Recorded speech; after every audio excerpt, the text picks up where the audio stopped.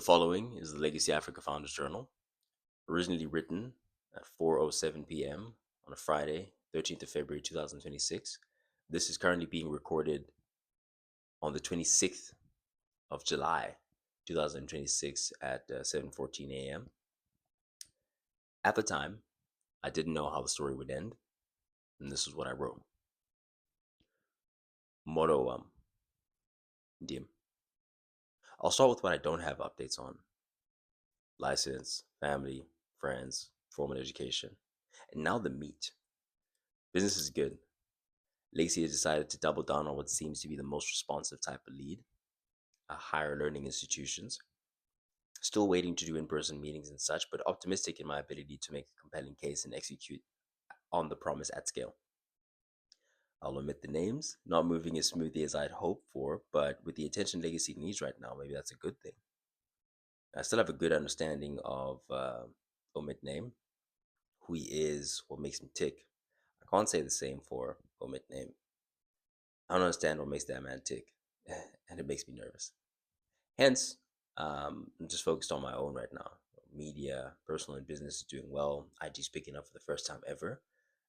People are following directly from enjoying reels.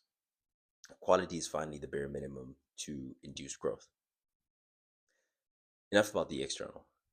I wish omit company name would have been a more long-term aligned venture. I felt excited and then let down. The funny thing is, nothing actually physically changed. I need to work on maintaining neutrality in the face of opportunity, to meet with triumph and disaster, and treat those two imposters just the same. Remember that nothing changes, just ventures and vehicles. It's all the same game from our perspective. You wake up the next day, lay another brick of sweat equity, building me into you. Man, so this is entry 4, and I remember the patterns. A very big thing at this moment in time was all about the patterns that I was noticing and picking up here. These are the patterns that would help me over time. Here I touch on, for example, we're deciding to double down on what seems to be the most responsive, like the system that we used to gather prospects, to gather leads, is the same system that we use today. The you know the like our methodology, man, the whole method of how we reach out to not just individuals, but the larger enterprises that we've done engagements with. We use the same systems that we developed on during that period of time. um and so it's absolutely fascinating, obviously, to look back at it and think about how far we've come, and how much it served us at the time that certain other things weren't going as quickly as we would have wanted them to. Learned about people. It really reinforced. So at the time, I was super excited by a potential engagement, potential partnership with this other company, and that was on a personal capacity. While I also had this thing called Legacy Africa that I kind of wanted to do, or I really wanted to do, but I was like, okay, I'll see how I play it. Am I gonna go all in on this? Because I'm a big believer in one thing at a time. So I was like, am I gonna go all in on this, and that's gonna kind of get me some capital raised, and then put that into Legacy? um, or am I just going to go straight legacy and then just have this as something that I have access to, in terms of having access to the systems, having access to that proprietary supply? And I ended up going with, obviously, legacy, due to, like I was saying there, like things weren't moving in a certain way that I wanted them to move. I wasn't fully trusting of everything about the situation that I was in, that I was going to be getting myself into, and so I just focused on my own, and obviously that paid off in the end. But man, spoiler alert! From there, I would realize that, oh, it's all manure. It's all BS. In terms of, everyone always talks about it, whatever they're going into, as being bigger and better than it actually is. Everyone positions and postures and whatever's. And that's why I'm very big on transparency whenever it matters. Like if it doesn't matter, I won't over explain like what's going on and this and that. But if ever I'm engaging with someone, I'll let them know exactly what it is. Like, no, listen. For example, I was talking to someone this weekend, and they're going potentially going to be coming in with me, and they're going to be one of the setters. I've been looking for setters, right? And I told them, listen, there's no basic salary, because we're cash flow constrained right now. We're putting money into a lot of things. It will be commission based, unfortunately, commission only. But eventually, as things come up, we will introduce basics, this, that, like being very transparent and honest about where you're at right now with your stakeholders, and then people who are outside of that can think whatever they want is a very big rule of thumb. But I know to behave in that way, especially because, so there are many other reasons why I do behave in that way. But I remember that this time period and the way that I felt during that time period was a very big motivator towards kind of approaching things with a certain level of transparency. And man, so yeah, I said enough about the external. And then I went into, I wish it had been a more long term play, long term venture. But the part for me is this: I felt excited and then let down. The funny thing is, nothing had physically changed. So nothing really changed about the external. It's just how slow the deal cycle was, how slow things were working. I knew that this as a concept, as a company, would never work because it's too slow and money loves speed. If we're this slow to onboard and hire and do this and that, then how are we ever? And this isn't even the onboarding and hiring of the Xth member of staff. These, like, we're the founding group, and we're moving this slowly. This is never gonna work. is what I knew and understood in that moment. And so, having like feeling excited and then let down for me was something where, like I said here, I need to work on maintaining neutrality in the face of opportunity. So I had known disappointment my whole life. I'd known what it's like to be let down, from the standpoint of, man, things just aren't going bad, or I just heard no off rip, or this, that, and the third. What I was learning there for the first time, or was really being cemented, is neutrality in the face of opportunity. So to meet with triumph and disaster and treat those two impulses just the same. So I knew disaster, I knew what that was like, and I knew how to remain stoic and just keep pushing in the face of disaster. What this right here was all about was, the triumph part, where it's like, oh, there's this massive opportunity. How do you remain calm in the face of that? And since then, I mean, there are plenty of massive opportunities all the time that are presented now, and this too shall pass. Things are going terrible, sucks. This too shall pass. Things are going fantastic, wonderful. This too shall pass. And you got to get up the next day and you got to put the work in. I talk about sweat equity. I talk about laying one brick after another, turning me then into me now into who I'm gonna be. Brick by brick, building that person. So part of that is a very big part of it is, I heard Jordan Peterson say, don't practice what you don't want to be. And so I'm always conscious of that. Not to say that I'm perfect when it comes to it, but I'm always conscious of what I'm practicing. Like, okay, but who am I practicing being right now? And is this in line with who I want to be ultimately? If it's not, then why am I doing it? Not to say that, again, that I'm perfect, that I won't do it, that whatever, but I always kind of bring those things into question. I always think about those things, in a very real way. Like, yeah, in a very real way, I always think about those things, and to remember that nothing changes. It's just the ventures and vehicles. And so, from my perspective, it was just like, if I choose to do this thing, then we're gonna cash flow a lot quicker than we are with legacy, because we still need to build infrastructure from scratch, with that, and what we needed to build infrastructure from scratch at the time, or even before infrastructure. I'm only now getting into infrastructure, really, where I'm building out pipelines and doing HR stuff and getting accounting stuff set up, and doing all those things. That's infrastructure stuff. Before that, I had to get into the market, know what the market wanted, know, um, if like what the market was demanding right now, and if I had the skill set to supply that. And I learned where I was needed, and I've doubled down on that. Made a little bit of money, and made a little bit of money, made a lot in terms of reputation and strides and connections, and doing all those things. And then when now that these things are kind of established, I'm like, okay, now let's actually let's double down. Like now that we're kind of productizing, and we're kind of figuring out what it is that we do, who it is that we do it for, etc. And we're winning with that. Let's formalize and productize some stuff. Let's So it doesn't help to systematize something that doesn't exist, right? It doesn't help to systematize and lose yourself in learning this software and that software and this and that, and having a bunch of stuff that you're not going to use. It's much better actually to like figure out what it is that you're doing, who it is that you want to do it for, etc., and then build the infrastructure that sustains that. And that, or at least that's the approach that I've taken. I can't I can't tell anyone what to do, right? I can say, hey, what do I know?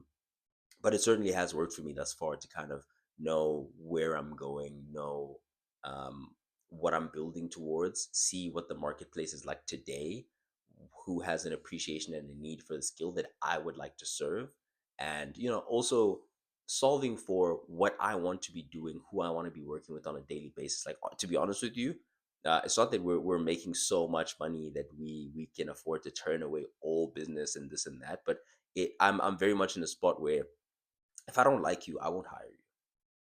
If I don't like you, I won't work with you. I won't take your money. I don't want your money, because I believe that to build correctly fundamentally, to have the right culture from the offset, to have the right, like, when once you do know what it is that you want to do, to have the right systems from the offset is the best thing to do.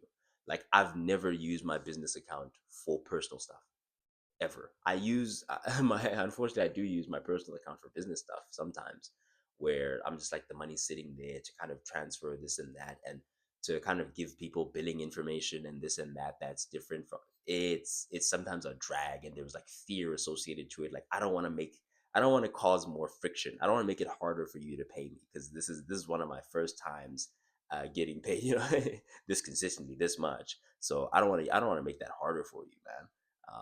I'm gonna just make it as easy as possible. I'm gonna take the hit in the transfer fees and this and that. Um, but now we're kind of stepping into a thing where it's like, okay, let's shift all billing to this. Let's do this. Let's do that, because we kind of know what we're doing. We have a grasp of the terrain, of the environment, who's in it, who wants to play, who doesn't want to play, for what reasons, who we want to play with, and we're just going from there, and we're doubling down from there. And so, again, an extract from my favorite poem, "If" by Rudyard Kipling, is to meet with triumph and disaster and treat those two imposters just the same. That was it's a really really big one for me, and it's something that's fundamentally focused the way that I tend to approach things.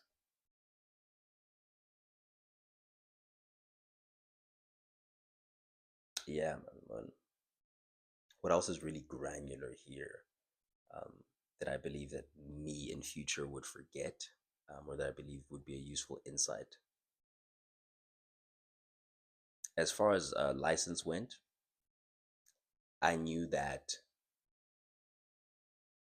there will the traffic department's not going anywhere. The momentum, the conversations, how hot they are, this gap in this moment in time that we're living in, like, I can get around. If you have cash, we have e-hailing now. And and so, even if you did get the license, if you don't have cash, you can't get a car. Even if you did get the license, if you don't have cash, you have a car, you're not going to have petrol. And so it's literally applying the same type of theory of constraints that you apply to your business, to your life, and thinking, okay, but what's the constraint right now? Okay, how much time, effort, money would I sink into this, into making this, attempt once more, versus, if I focus on this, there's some more likely wins that I'm going to get from that. And the like what changes as a result of getting that win is a lot more substantial than that other thing. So I'm going to focus on this instead. In terms of family and friends, it was a period of time where I was thinking to myself, man, I don't know how my world is going to react to the changes that I'm making and the ways that I'm shifting and the things that I'm choosing to focus on. And at that time, I've always had this thing. Even now, it's still in the back of my head where, well, less so now, but especially at that time, I was like, there may come a time where I'm just out on the street and I have no one to go to, nothing to turn to, and all I have is my ability to market and sell. And believe sincerely that if I have a phone, a working bank account, and I can get to internet connection somewhere, I can make it work. That was honestly plan B for me, was not really to like revert back to the system, try and extract money and then do my thing. It was more so, but I mean, maybe I get like some sort of a sales job at the gym or something, because again, I can market, I can sell, I can ball, I can live. If you can market and you can sell, you can live. If I can breathe, I can think. If I can think, I can win. Is my fundamental belief. And so, at that time, there was a more pronounced paranoia than now. Of man, I might be like left and abandoned as a result of the choices that I'm about to make because I'm going all in right now, baby. From the formal education perspective, man, I really gave it a good swing. I gave it a good stab in terms of trying to get sponsorship or whatever. So for me, in terms of a cost perspective, hard cost, opportunity cost perspective, in terms of what I could be doing with this time versus what I am doing with this time, is really what had me. It was a huge source of my misery last year, which is probably a huge part of the reason why I drank a lot more heavily. I don't drink at all now, strangely enough. And yeah, I was drinking quite heavily. It was going out very often. Um, and to kind of shift from that is very much as a result of kind of staying away from that environment first and foremost, and being more in alignment on a daily basis with my purpose has helped me in the way that I approach things. And so that wasn't really the option or the route for me. And this is my life is documentation, not a sermon.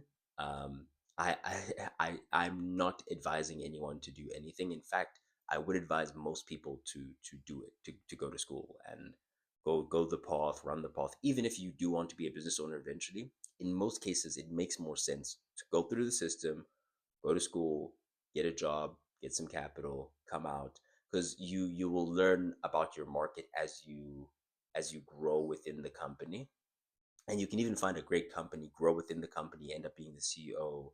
Do you get what I'm trying to say? So there are definitely other pathways. It's just in my instance specifically, I had a very particular calling towards building something that's not being built currently, and so that's why I chose to go that direction. Um, and yeah, since then it's just been one brick after the other. Um, yeah, one brick after the other, one learning after the other, slowly but surely stacking up and trying to build the ultimate. And the story would get a lot more interesting from there. Wow, the story would get a lot more interesting from there.